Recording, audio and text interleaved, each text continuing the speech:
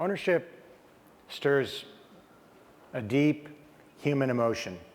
It's fundamental. It's primal. People care more about things they own than things they don't.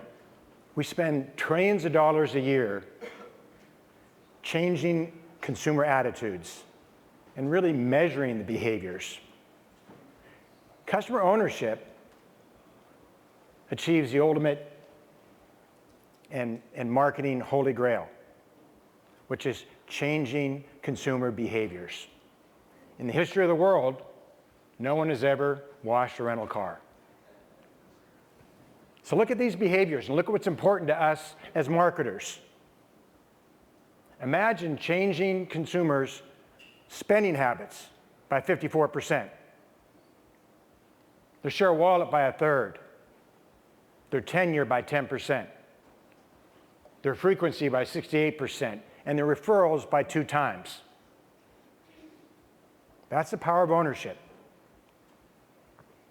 And yet, only 18% of American families own stock directly. You have this profoundly strong loyalty currency, and only 18% of Americans are invested today. Occupy Wall Street exemplifies this disenfranchisement that all of your consumers feel. They've lost a voice. Nobody cares. Just the 1%. So why are there only 18% of the people owning stock today? Why is that number so low? It's complex. It's all about institutions today. There's high minimums, and there's high fees. Even the discount brokers charging $5 or $10 seems like it shouldn't be a barrier. But what research tells us, if we really want to scale this, if we really want to get tens of millions of your consumers to become owners, we're talking about people investing $50 a month in 5 brands. And they're going to do that for 20 years. But how do you invest $50?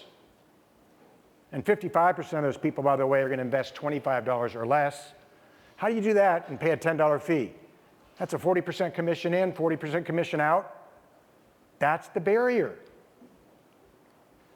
Now, 48% of your consumers, people doing business with you, would love it if they could buy your stock directly from you online. 48%, that's our opportunity. Taking it from 18% to 48%, and then maximizing the engagement, that natural inclination for these customers that become owners to care more about your brand. And that's what we're about.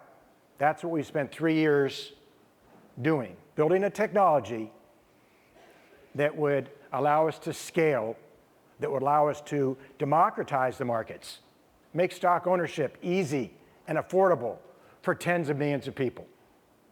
We have the technology in place today to do that. And so how do you benefit? What does that mean to all of you? We call our program a Customer Stock Ownership Plan, or CSOP. And it enables you to use stock ownership to create a much deeper and more emotional connection with your consumers. And create this powerful Uber ambassador that's known as a consumer owner. Now, a lot of times you hear disruptive ideas, and they're counterintuitive. You really need somebody to prove the point. And we have all the data in the world, but this is intuitive. When people own your company, great things happen. So how do we do this? We remove the friction. We make it as easy as 3 clicks. And we're going to show you the app in a couple minutes. It's just amazing. And we have a platform that allows consumers to invest as little as $10. Even if your stock's $100 or $500, they can invest as little as $10 and become owners. And it was amazing to watch these people in the consumer research. I mean, they would literally say, I know I'm only investing $25 a month, but I'll spend more money on the brand that I own, because it's like it would be almost against my interests to use a competitor's brand. I mean, they know it intellectually, but emotionally they're tied. And then to make it so simple to get consumer adoption, there's no fees. We're considering putting a superscript up there, a little footnote that says, no fees, really? And then guess what? There's no catch. There really is no fee. So our platform, in short, allows people to go on your Facebook page, on your website, in 3 clicks, buy your stock. It's done. They can buy as little as $10, and they never have to pay fees, not to buy stock, not to sell stock. So a fair thing to say would be, all right, I get it. I get the fact that if I can have my consumers to become owners, they're going to become much more loyal. That's cool. But what happens if my stock price goes down? We're in a pretty volatile market. And anecdotally, I think all of us know the answer to that question, because most people here already know about ownership changing behavior, because we're all stock option holders, we have equity-linked compensation. And if the market goes down, we just work harder. We're fans. We believe in our company, and so do your consumers. Our hard research shows that when your stock price goes down, the customers that own your stock, they're spending more, they're referring more, and they're increasing their frequency. As shareholders, they actually 2 times the amount buy on a dip than sell. And actually, and this is the best part of the research, if you're saying, how do I keep my customers most happy? Well, these consumer owners are so rabid about your business that they're 9 times more apt to be upset when there's a degradation in the quality of your goods or services than if the stock price goes down. And the best example we have of this is Boston Beer, the Samuel Adams folks. They actually made their IPO available in 1995, before you can do it online, before you had any easy way to do it. I mean, they took checks. They had rooms full of checks. And they had a third of their IPO reserved for their consumers. And that was right during the period when the whole market was going down, 96, 97, 98. The company lost 50% of its stock price. And what happened? Their consumer owners stayed with them as consumers. They're fans. They stayed with them as shareholders.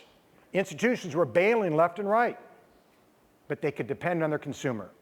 And now, 17 years later, the company's stock price is 7 times its IPO price, and stunningly, a third of those original consumer owners still own their stock, still own their original IPO stock. That's the loyalists that we're talking about. That's what is the promise of a CSOP. So this is going to be a very fun experience. For the first time ever, we're going to show our app in public. We're launching in about 30 days. We've got some very cool brands that we're launching with, very cool. And here we put together a fictitious brand, The Great Outdoors, so you can see the branded experience that your consumer would go through when they become a shareholder. So here they're on the Facebook page, they're on your Facebook page, they're perusing and they see, oh my gosh, I can buy your stock. And I can do it in 3 easy clicks and pay no fees. So I'm going to check this out. And I come on and I see, whoa, looks pretty interesting. Now I'm going to really check it out. So now you're on our platform, and it's secure. It's military grade security. The people still feel they're on your website or your Facebook page. We've kept the branding consistent, but now they're on our platform. And it's amazing because in 3 more clicks, you're going to own your stock. And so the first thing we want to do, because most of these people are going to be unsophisticated investors, we wanted to educate them on the process. So they're going to see, the first 2 times they come to the site, they're going to see this video we're about to play.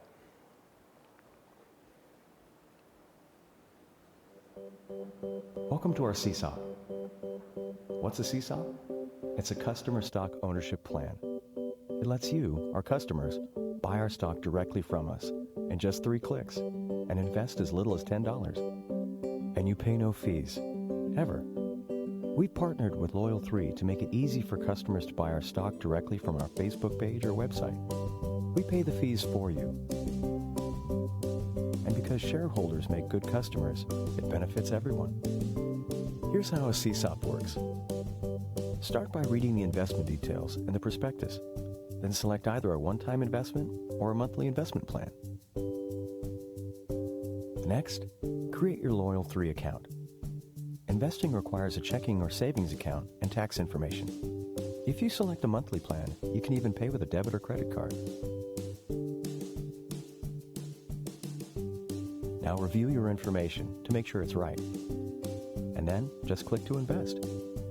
Now, you own what you love.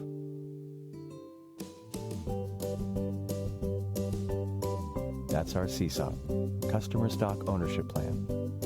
Ready to invest? Let's get started.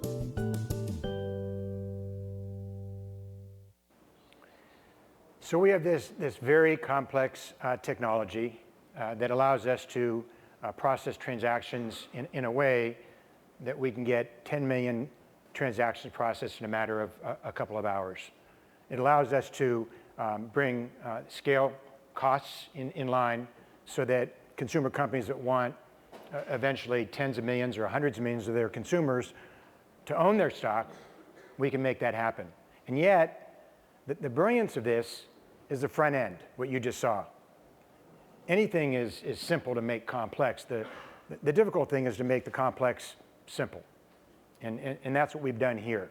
I'm going to take you through the application itself. We think that's an important component to get these consumers adopting in a very fast way.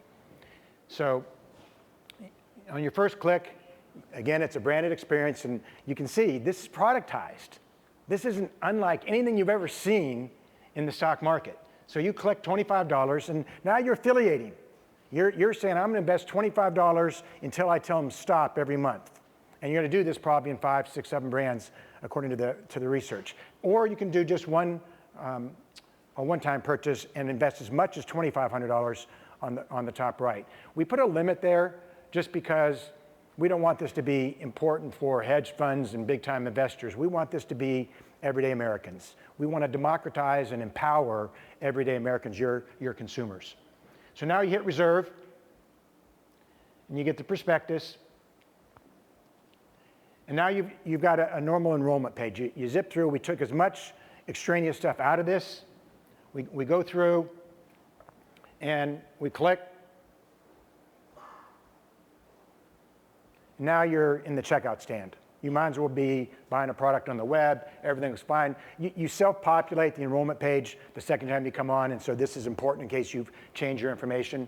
You click, and now you're done. So I've actually been talking more than you would do if you were buying. You've just bought stock, and it's been easy. And now the fun starts because we've got that social media integration. Again, it sounds easy. We worked 7 months with the SEC to get the regulatory platform so we can integrate both the social media component as well as make this available for companies seeking to become public, that is, IPO companies. So let's look what happens. Your consumer's now there. They're happy because you saw that 1% T-shirt. That's what your consumers feel. They feel like nobody really cares. And those companies that adopt the CSOP platform, they're showing their consumers that they do care. They're providing access. They're providing a voice. And that voice can be used through social media. You click on here on the thumbnail, and you're branded all of a sudden. You can write whatever you want in the comment section. You're a proud owner of the great outdoors. And then you click share the link. And you've got Google+, you've got Twitter, or you've got Facebook. And all of a sudden, you've got an activity feed that goes out to 50, 100, 200. And that's the power of the social graph, where now your brand is being actively talked about by these Uber ambassadors. These people that have as much to gain as you do, that have as much emotion and investment in your brand, And it's the magic of social media. Now, the next and last slide I want to show you from the overall core CSOP app is this account page.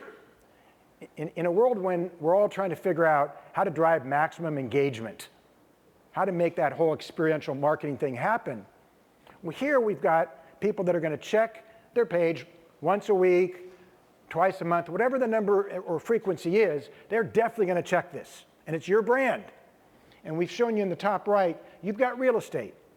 Now, these are people that have self-selected as really good customers because they bought your stock. Now, you have the opportunity to gift them stock if you want and to do some other creative things, but they're shareholders. And so now you can tell them about store openings or promotions, new products. It's a great place to have a more personal relationship with customers that are important to you.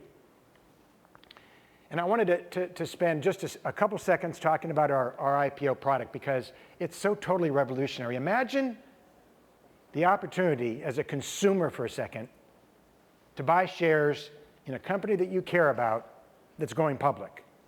Now, our research shows 60% of the consumers would want to buy IPO stock, and about 3% would have the opportunity.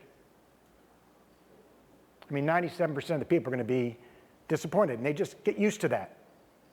So democratizing the markets is one thing, creating loyalists is cool, but democratizing the IPO, wow. And what that means is we'll be putting tens of millions of people on our platform in the next couple years through this IPO vehicle. And when we get tens of millions of people on our platform, when they go through and they finish that process, whether it's in the IPO or not, then they look on the platform to see what other brands are there. What other brands can they affiliate with? So here's what it would look like. Imagine going onto a Facebook page and seeing whatever the company is going public. And you're thinking, this must be a joke. Nobody lets me do this. You click, and it's all the right messaging. You can participate in our IPO. You can be among the first to buy our stock, and oh, by the way, you get the same price as the institutions. There's no fees ever. And it's all about leveling the playing field, which is the story we should all be telling because it's the right thing. It's the right thing to do. So at this point, I would like to introduce a guy that's become a really good friend of mine and a board member of ours, Chris Kelly, to talk about our social media, our product in the social media context. Chris? Thank you, Barry, and thanks to all of you. You've heard great commentary earlier today from David Fisher and Victoria Ransom. You hear more throughout the rest of today, and you heard yesterday about a social strategy and the way that it works. And we've heard from Barry already about the power, the transformative power of ownership. The social component of this is incredibly important to actually really drive that behavior from a like, which is very important, as you've heard, a post, a repost on Twitter, a reshare on Tumblr, all the different social media usage you can have. But transforming that into ownership and into a long-term relationship is where you want to go. So the questions that you have as marketers are, what is my social media strategy? How do I get engagement from my users, and how do I use the social media that I'm building on to effectively engage my customers and to use them as brand ambassadors? And the social media revolution has shown that the answer to the question of who really owns my brand is your consumers do. And so they're always talking about you no matter what. You want to make sure that they're empowered with good information that positively advances your brand. So right now, the likes, and obviously there's always been a dispute over time about whether Facebook will ever have a dislike button, which it seems like it won't, which I think is by and large a good thing. But this sort of weighing, it sort of likes and you get a vague sense of attitude. Maybe people will unlike it and step away. But just that simplistic like is only a key part of it. And too often, what you end up getting is, okay, I'm kind of engaged. I'm an available part of the addressable market, But what does that really mean at the end of the day? What you really want to do is to have this ownership link, the ultimate like, where you actually have a direct financial relationship with your customers. They are invested in you literally. That's an incredibly powerful move in this space. It is the next step in social media and how we can make this much more effective. So ultimately, ownership is the monetization of social media. It is the path to make this relevant to your consumers. You can populate your social media with brand ambassadors. They become a critical part of your marketing strategy. And you have this loyalty effect of ownership. You have effectively brought your consumers into the completely properly aligned relationship over time, because they ultimately will have a deep, direct investment in your future. So with that, I want to bring Barry back up to talk about how ownership impacts you. So let's talk about the yield on a disruptive technology. You have enough headwinds that you work on in being disruptive, because the status quo never wants to congratulate you and say, oh, cool, you're going to disrupt us out of what we do. We hope that it's something really better. And in this case, it's measurable, and there's a social good to it. The first thing is, on the very most base level, we're going to be talking about $60 billion of capital formation, 82% of that, or $49 billion, which would be new capital formation. It's available liquidity to your companies and to our country. And we get there by the 20 million people on our platform in next year, times the $50 a month that they're going to invest, times the 5 brands they're going to invest in. It's a significant number.